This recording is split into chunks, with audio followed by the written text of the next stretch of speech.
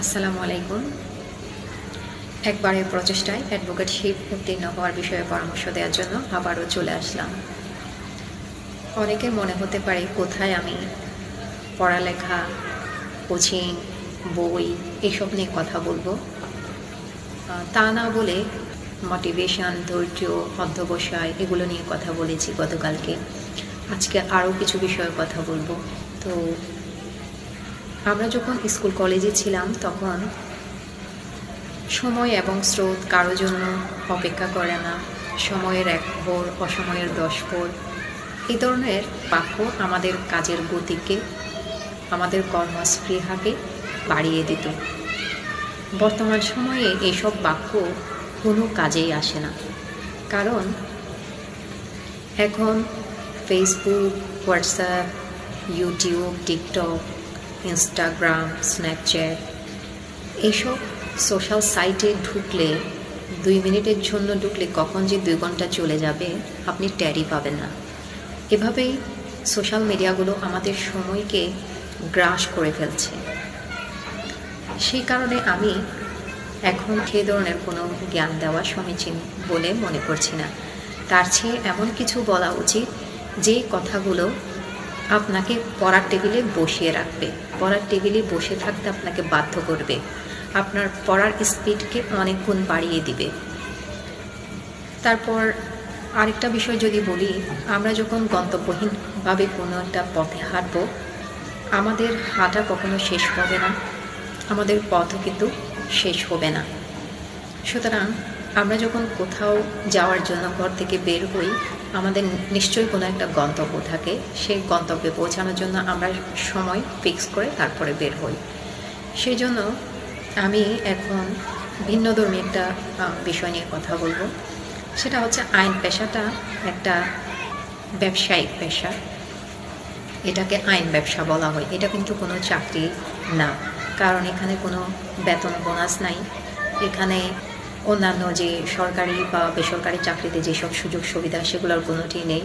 আবার এখানে আপনি আপনার যে ফি সেটা নির্ধারণের ক্ষেত্রে ন্যায় নীতিমতো, যোগ্য মতো আপনি নির্ধারণ করতে পারবেন, সেই ক্ষেত্রে কোনো বাধা নেই। সো সব কিছু মিলিয়ে এটি একটি ব্যবসা। তাই আমি একটু ব্যবসায়িক ক্যালকুলেশনে যদি বলি, আপনারা যারা একবারেই এক চান্সেই একবারের প্রচেষ্টায় অ্যাডভোকেট হতে চান, এই অ্যাডভোকেটশিপ যাত্রায় আপনাকে 3টা বিষয় হিসাব করতে হবে। সেটা হলো সময়, শ্রম এবং টাকা। একবারেই ইনভেস্ট করবেন। টাকা, সময়, শ্রম, এই 3টা বিষয়কে একবারেই ইনভেস্ট করবেন। কীরকম? ধরুন আপনি অ্যাডভোকেটশিপের জন্য আপনার জীবন থেকে 1টা বছর ইনভেস্ট করবেন। আপনি চিন্তা করবেন এই 1 বছর আপনি পড়াশোনা করবেন এবং অ্যাডভোকেটশিপের জন্য আপনি প্রস্তুতি নেবেন, অ্যাডভোকেট হয়ে বের হবেন। একটা নির্দিষ্ট সময় আপনি ফিক্স করে ফেললেন। তাহলে 1টি বছর আপনি শুধু অ্যাডভোকেটশিপের পিছনে সবচেয়ে বেশি সময় আপনি নষ্ট করবেন। আপনার যে মৌলিক কাজগুলো আছে সেগুলোর বাইরে যে সময়টা আপনি দিবেন সেটা শুধু অ্যাডভোকেটশিপ প্রস্তুতির জন্য এবং অ্যাডভোকেটশিপ পরীক্ষা শেষ হওয়া পর্যন্ত আপনি লেগে থাকার জন্য দেবেন। এই 1 বছরের মধ্যে নিশ্চয়ই বার কাউন্সিল একটি পরীক্ষা নেবে। সেই পরীক্ষায় আর কেউ উত্তীর্ণ হোক না হোক আপনি উত্তীর্ণ হবেনই। এই ধরনের একটা মন মানসিকতা নিয়ে এই 1টি বছর আপনি অ্যাডভোকেটশিপের জন্য ইনভেস্ট করবেন। এরপর আসি টাকা এবং শ্রম। আপনার যে কায়িক শ্রম সেটা আপনি আপনার মৌলিক যে কাজগুলো করতে হয় সেগুলো দেওয়ার বাইরে আর কোনো কিছুতেই আপনি মনোযোগ বা শ্রম ইনভেস্ট করবেন না। আপনি যে সময়টা পান, আপনার যে এনার্জিটা থাকে সেটা পুরোপুরি আপনি এই অ্যাডভোকেটশিপ প্রস্তুতির জন্য পড়ালেখা করে আপনি কাজে লাগাবেন।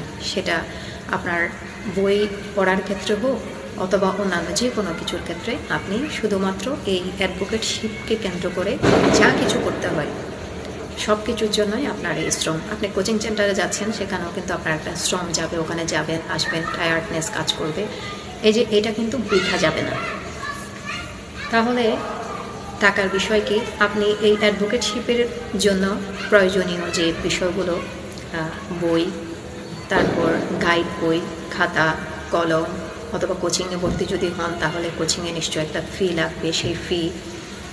তারপর এই যে ঢাকায় আপনি 3 বার পরীক্ষা দেওয়ার জন্য, প্রিলি, রিটেন এবং ভাইবা, এই 3টা পরীক্ষা দেওয়ার জন্য 3 বার যে ঢাকায় আসা যাওয়া করবেন, আপনার গাড়ি ভাড়া, তারপর খাওয়া, হোটেলে থাকা, সব কিছু মিলে আপনার একটা খরচ হবে। এই যে খরচ করবেন বারবার ঢাকা যাওয়াচ্ছি, আপনি একবারই যাবেন, মানে একবারের পরীক্ষায় এই 3 বারই যাবেন। আপনি যদি 3 বার পরীক্ষা দেন তাহলে আপনাকে 9 বার যেতে হবে, আসা যাওয়া করতে হবে। সুতরাং এই যে খরচ আপনি করবেন এটা একবারই করবেন।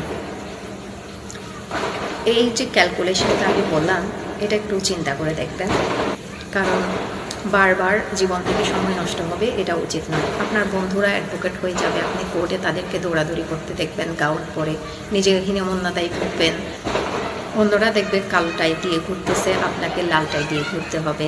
মেয়েরা তো অনেকটা তাও পার পেয়ে যায়, তারা টাই যেহেতু পরে না, অনেক সময় হয়তো কোট পিনের মাধ্যমে চেনা যায়, কিন্তু ছেলেরা তো লাল টাই পরতে হয়। তো আমার মনে হয় মেয়েদের জন্য লাল টাই ঠিক করা উচিত, মেয়েরাও মনে হয় লাল টাই পরা উচিত। টাই না হলেও অন্তত মেয়েদেরকে, যারা অ্যাডভোকেট না তাদেরকে একটা চিহ্ন দেওয়া উচিত, তাহলে তারা মনে হয় আরেকটু পড়ালেখায় স্পিড হবে। তো বিষয় যেটা বললাম, আপনার বন্ধুরা যখন কালো টাই পরবে আপনার কাছে লাল টাইটা হীনমন্যতায় ভোগাবে। সুতরাং তার চেয়ে একবারই পরীক্ষা দেন, একবারই পাশ করে ফেলেন। কারণ 50 মার্কস যদি আপনি পান, হ্যাঁ, তাহলে আপনাকে কেউই আর ফেল করাতে পারবে না। আর সবচেয়ে বড় কথা হলো এখানে ফিক্স একটা সিলেবাস আছে। সো 7টা বই যদি আপনি ভালোভাবে আয়ত্ত করে ফেলতে পারেন তাহলে এখানে তো আসমান থেকে আর প্রশ্ন দিবে না। আপনার বইয়ের ভিতর থেকে যেখান থেকেই দেখ, আপনার যখন 7টা বই ভালোভাবে আপনি আয়ত্ত করে ফেলবেন, কীভাবে আয়ত্ত করবেন সেই বিষয়ে আমি বলবো পর্যায়ক্রমে, একদিনে সব বলে ফেলবো না।